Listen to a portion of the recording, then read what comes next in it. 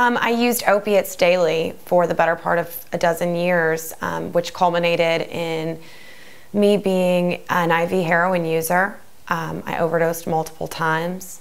I've been in the ER. I've been in jail. I've lived without electricity. I've lived without a place to stay.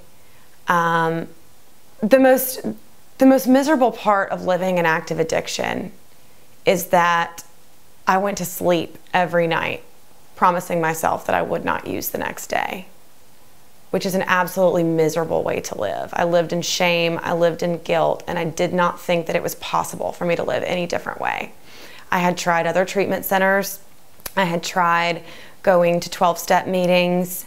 And what happened for me was the reason that I started using drugs and alcohol was because it gave me the courage to make new friends. It gave me the confidence to try new things. It gave me the energy to get through my work day.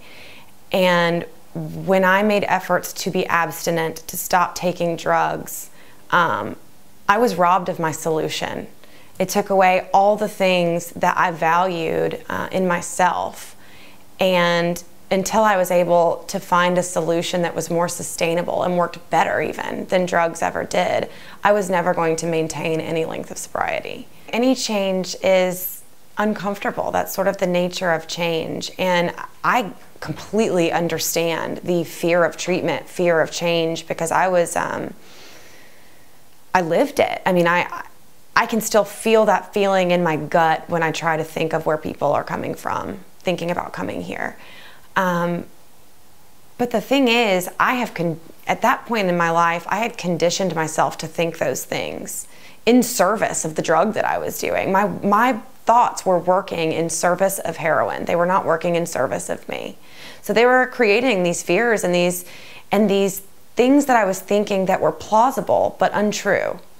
They were very believable. You know, it's scary to go someplace else, and 8 weeks is a long time and you'll never be able to come back. It told me things that were believable, but they simply weren't true.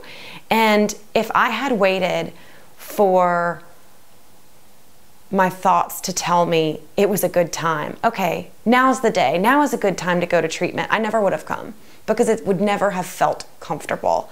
I've found that when I know in my heart, when my wisdom is telling me that something is a good idea, but it still feels uncomfortable, it feels scary, when I just lead with action first, my thoughts catch up.